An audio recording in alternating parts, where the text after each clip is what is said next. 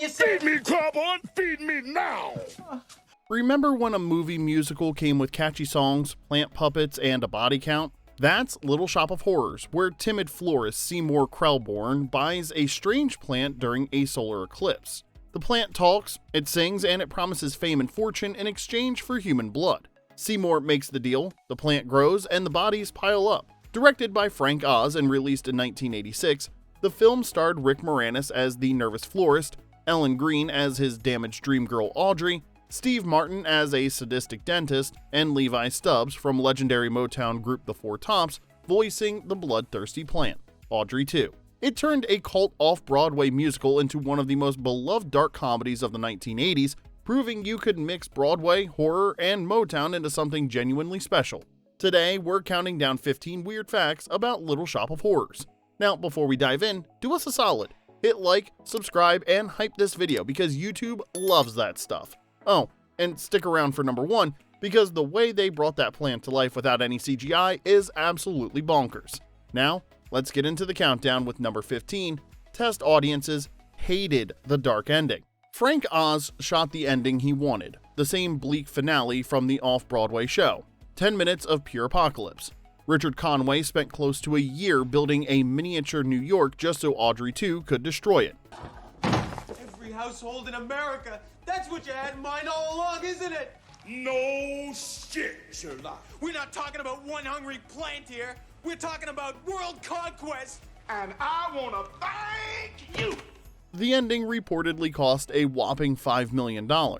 Test audiences hated the ending. Not just meh hated it, 13% recommendation score hated it. That was catastrophic. People loved the songs, loved the jokes, loved Rick Moranis being adorable, but watching Audrey beg Seymour to feed her to the plant, watching Seymour get eaten alive, nobody signed up for that. They wanted a happy ending and jazz hands, not existential dread. Warner Brothers panicked. They'd already blown millions, but they had no choice. They reshot the entire ending. Seymour triumphed over the carnivorous plant, saved Audrey, and lived happily ever after. Frank Oz later admitted the happy version worked better for the movie. The stage musical's pitch-black comedy just didn't translate when people paid $6 to escape reality for 2 hours. Now, I gotta get a little something off my chest. Back then, we paid $6 for a movie, and now it's almost triple that. It's bull... Sorry, I got a little worked up there. But anyway, that dark ending didn't die. Warner Brothers vaulted it for over 2 decades until 2012 when someone realized they could sell a director's cut and finally make some money back. Capitalism always finds a way. Number 14, Steve Martin's dental tools got a second life in Gotham. After Steve Martin finished traumatizing Rick Moranis on camera, his dental instruments got another gig, traumatizing Jack Nicholson. Thank God. I thought you weren't going to use any. Oh, the gas isn't for you, Seymour. It's for me. The torture tools of Dr. Scrivello, like the drills, the pliers, and the implements of sadistic dentistry, later appeared in Tim Burton's 1989 Batman movie. Warner Brothers produced both films, so someone had the brilliant idea to recycle the props. Specifically, they showed up in the scene where a back alley surgeon tried to reconstruct Jack Napier's face after his chemical bath. Here's the wild coincidence, though. Early in his career, Jack Nicholson played the masochistic dental patient in Roger Corman's 1960 Little Shop of Horrors movie.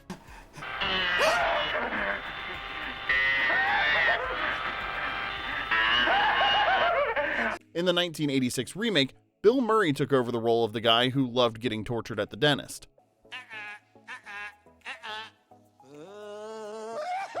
3 years later, Nicholson found himself under the same sinister instruments as Jack Napier in Batman. Steve Martin's 1986 dental tools, traumatizing Bill Murray, then Jack Nicholson. Those instruments got way more screen time than most character actors. Number 13, Warner Brothers' most expensive gamble that never left England. When Little Shop of Horrors started filming, Warner Brothers bet big. $25 million big, making it one of the most expensive productions in the studio's history at the time. And despite all that grimy New York atmosphere, the movie never left England. Not once. Production designer Roy Walker built one of the biggest indoor sets in film history on Pinewood's massive 007 stage. Blocks of storefronts, flickering neon, and puddles realistic enough to require actual plumbing. The lighting crew spent weeks just figuring out where to point the lamps. Producer David Geffen pitched a sensible $9 million budget. Frank Oz laughed and said, "How about no?" His devotion to practical effects demolished Geffen's budget faster than Audrey 2 could yell, "Feed me." Feed me, Corman! Feed me now! The final tab, nearly triple what Geffen expected. At one point, Warner Brothers co-CEO Terry Semel called Oz directly, demanding to know what he was doing with all that money. Oz told him to send his best production budget guy to London instead of coming himself. The guy showed up, looked around for a week, and basically shrugged. They're doing the best they can. Warner Brothers dumped millions into enormous sets, elaborate puppets, reshoots, and a marketing blitz designed to sell America on Singing Flora as box office gold. For one strange moment in 1986, the studio's biggest financial gamble wasn't an action blockbuster or a franchise sequel. It was a man-eating houseplant bent on world domination. Number 12, a Motown legend gave the plant a soul. Audrey 2 didn't just sing. He attacked every note with pure soul, like he was headlining at the Apollo Theater. Does it have to be human? Does it have to be mine? That voice came from Levi Stubbs, the Four Tops frontman who could shake a room just by clearing his throat. Frank Oz has said Stubbs never treated this like a silly cartoon gig. Every lyric got the full concert treatment. That booming delivery gave "Feed Me, Get It" its swagger and made "Mean Green Mother from Outer Space" an instant classic. I'm just a mean green mother from outer space and I'm bad. That song snagged an Oscar nomination for Best Original Song, the first time the Academy ever recognized a tune sung by the bad guy. It also slipped into Academy history as the first nomination to include profanity in its lyrics. When Stubbs performed at the 1987 ceremony, they made him clean up the lyrics for broadcast. Wimps. Number 11, the Great Garbage Can Heist. Building a convincing Skid Row in England meant one thing: authenticity. Production designer Roy Walker and set decorator Tessa Davies didn't want pristine British props, they wanted grime. Real grime. Like New York grime. So Davies flew to New York on a shopping spree. Thrift stores for vintage clothing, street vendors for battered signage. The goal was simple: make Pinewood Studios look like it hadn't seen a broom since the Eisenhower administration. But one item proved impossible to find: proper garbage cans. Not shiny new ones, old, dented, rusty cans that look like they'd survived decades of street life. British garbage cans were too clean, too polite, too British. Davies came up with a solution that was either genius or insane. She bought a truck full of brand new garbage cans, drove around New York neighborhoods, and started making trades. Spot a perfect beat-up can outside someone's house? Knock on the door. Offer to swap a shiny new can for their old piece of junk. Most people thought she'd lost her mind. Who flies across the ocean to collect garbage cans? But Davies got what she needed: authentic New York street props that looked like they'd been through a few decades of hard living. No actual garbage made the transatlantic journey, just the containers, but those beat-up cans helped sell the illusion that Skid Row was real, even if it really was just a soundstage in England dressed with stolen trash receptacles. Number 10, Warner Brothers wanted Cyndi Lauper. Frank Oz said no. Frank Oz knew exactly who he wanted as Audrey: Ellen Greene, who'd played the off-Broadway role for years. She was Audrey. End of discussion.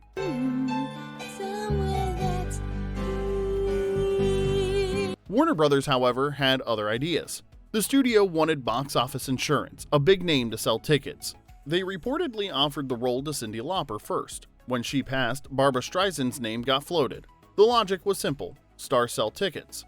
Greene, despite critical acclaim on stage, didn't have movie star power. From the studio's perspective, casting her was a financial risk. But Oz and screenwriter Howard Ashman wouldn't budge. They'd spent years developing this musical and knew Greene's unique voice and vulnerability were essential to making Audrey work. That breathy, sky-high baby doll delivery, the studio thought it would alienate audiences. Call it an Audrey 2.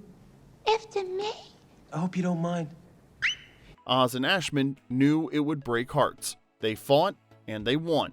That supposedly risky voice became the film's secret weapon. Somewhere That's Green should have been funny: a ditzy girl dreaming about tract housing and a backyard. On a big, enormous 12-inch screen. Instead, Greene's fragile delivery made it devastating. The thing that terrified executives turned into the movie's most memorable moment. Warner Brothers wanted safe box office. Frank Oz and Howard Ashman gave them unforgettable. Guess who was right? Number 9, 3 comedy legends improvised their way through production. Little Shop of Horrors brought together 3 comedy legends and basically said, do whatever you want. Steve Martin, known for family-friendly comedy, jumped at the chance to play a sadistic villain. As the nitrous-huffing dentist Orin Scrivello, Martin went full psycho, improvising terrifying moments like slapping his dental nurse and reveling in every second of unhinged violence. You have a talent for causing things. When Bill Murray showed up to play the masochistic dental patient, Murray's scene had a script. Frank Oz threw it out and told him to improvise. For 2 days, Murray made up new lines in every take. The reason it worked was because Martin played everything exactly as written, giving Murray the foundation to go completely off the rails. As Oz later put it, Billy gets the credit for the comedy, but if it's not for Steve's constant comedic responsibility, Billy couldn't do what he wanted. Then John Candy showed up. They had offered him the role of Mr. Mushnick, the grumpy, stingy shop owner who spent the entire film yelling at Seymour. Candy said no thanks, took a one-day bit part as a radio host, improvised until Rick Moranis couldn't stop laughing, and left. It was maximum impact with minimum commitment. Hi, everybody, it's Weird Wink Wilkinson laughing and scratching at you. How's everybody doing today? 3 legends. Martin embraced villainy, Murray rewrote his scenes hourly, and Candy broke Moranis. Controlled chaos at its finest. Number 8. The Greek chorus that launched 2 careers and a lifelong friendship. Before their sitcom success, Tisha Campbell and Tashina Arnold were backup singers for A Homicidal Plant. Not exactly the origin story you put on a vision board, but hey, it worked, right? Arnold played Crystal and Campbell played Chiffon, 2/3 of a Greek chorus with Motown attitude. Their entire job? Look fabulous, sing beautifully, and comment on the carnage. That's it. Campbell and Arnold had met as kids at New York auditions. Little Shop reunited them for 8 months in London. Turns out spending that much time singing about a man-eating plant creates a bond that lasts 40 years. After Little Shop, they landed Martin, 5 years playing best friends Gina and Pam. Then came Everybody Hates Chris, where Arnold played matriarch Rochelle. In the final season, Campbell showed up as Peaches. We both got the same parole officer. We were taking our drug test and he was coming out the bathroom. And she was coming down the hall. And we was both holding cups of pee. Rochelle's eccentric ex-con friend, and their chemistry was still undeniable. They even came back for the 2024 animated revival. Between sitcoms, they launched music careers, recorded a duet in 1997, co-hosted the Soul Train Awards twice, and have been trying to get a talk show off the ground since 2021. Most Hollywood friendships last until the rap party. This one is going on for 40 years because 2 kids sang backup for a killer plant in London. If that's not commitment, I don't know what is. Number 7, on-set conditions, from frozen breath to blood-soaked walls. Pinewood's 007 stage was built for James Bond to look suave while saving the world. Keeping actors from freezing to death? That's not a priority. The place was so massive, they couldn't heat it properly. Rick Moranis and Ellen Greene's breath kept fogging the camera lens during close-ups for Suddenly Seymour. Several takes got wrecked by visible breath clouds until someone remembered an old trick: ice cubes. The actors had to suck on ice right before every take to freeze their breath invisible. Rick Moranis trying to profess his love with a frozen tongue is cinema gold. Then there was the camera situation during Somewhere That's Green.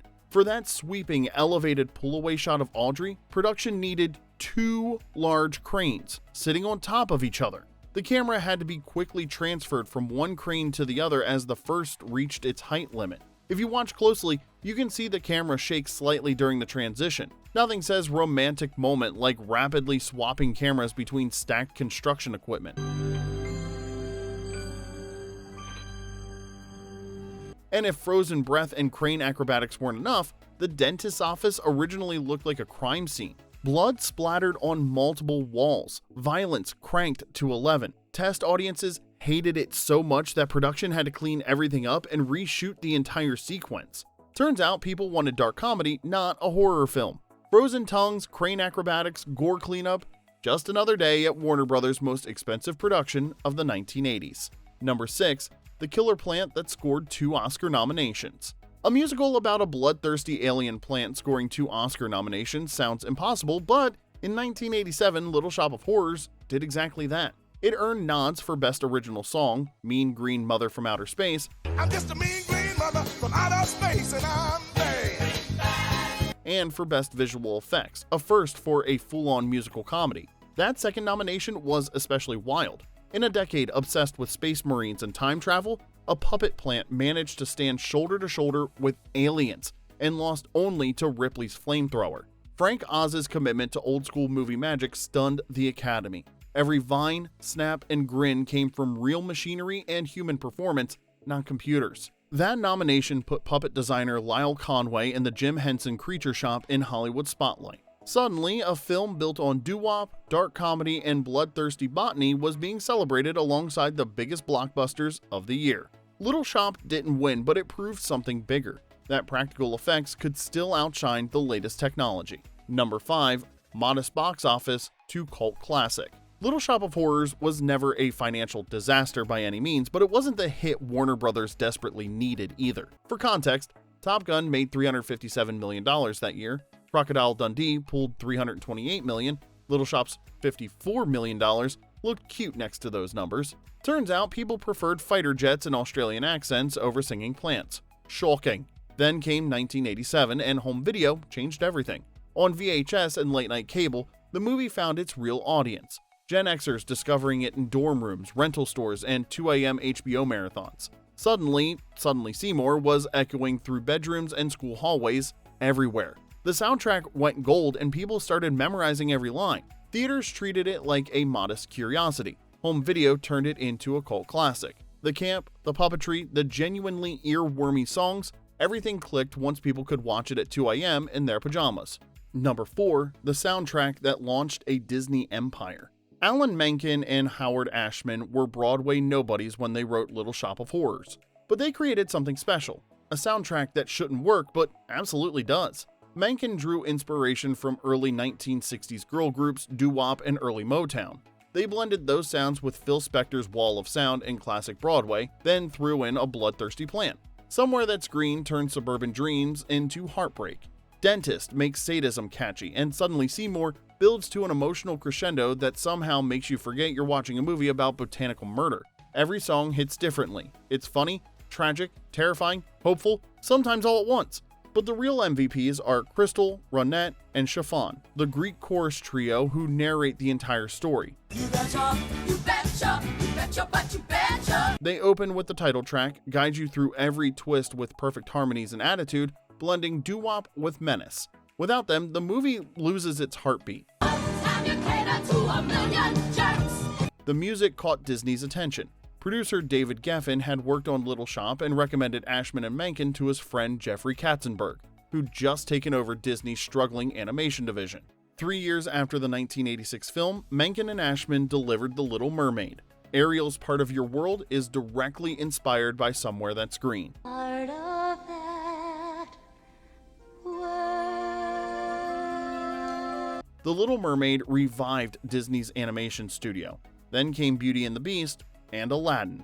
The Disney Renaissance, one of the most successful periods in the studio's history, started because a singing plant impressed the right producer. Number 3, Roger Corman's two-day B-movie started it all. Before the 1986 musical and before the Broadway stage show, before any of it all existed, there was Roger Corman.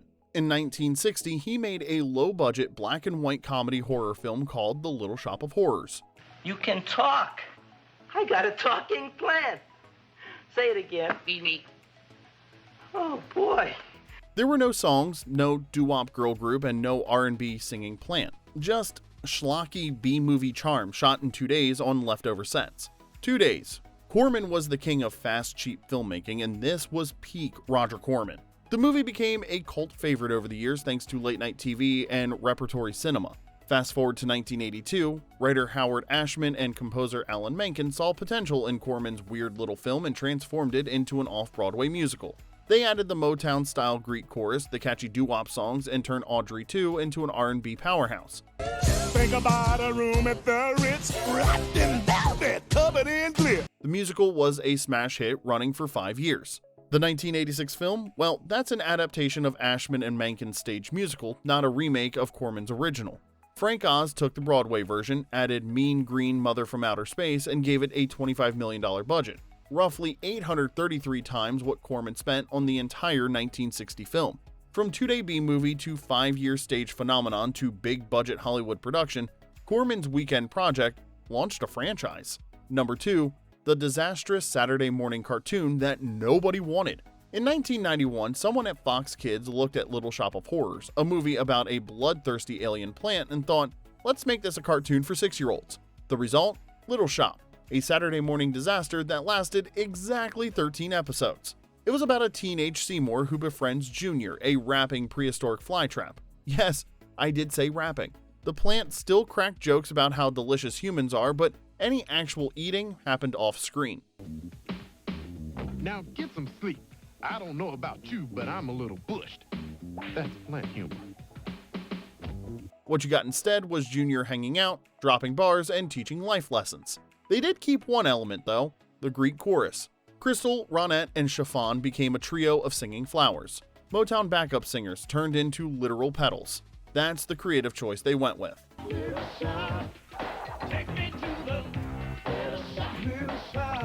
None of the original 1986 cast came back. Rick Moranis didn't voice Seymour, the iconic songs got replaced with generic musical filler, and each episode had a moral. Junior hypnotized people and gave advice. Roger Corman, who directed the original 1960 film, served as a creative consultant. Even he couldn't save it. Fox Kids tried turning botanical murder into wholesome entertainment. Audiences responded by not watching. 13 episodes later, the show got canceled and buried in the vault next to all the other let's make this kid-friendly disasters. The lesson, though, is you can't sanitize a man-eating plant and expect it to work. Some stories need their teeth. Literally. Number 1, an army of puppeteers and 0 CGI. Audrey 2 wasn't CGI. It wasn't green screen magic or digital trickery. It was 100% practical. Latex, hydraulics, and human suffering. The production built 6 progressively larger versions of the plant, from fits in your palm to it needs its own zip code. Puppet designer Lyle Conway created each one. The biggest version required 60 people to operate simultaneously.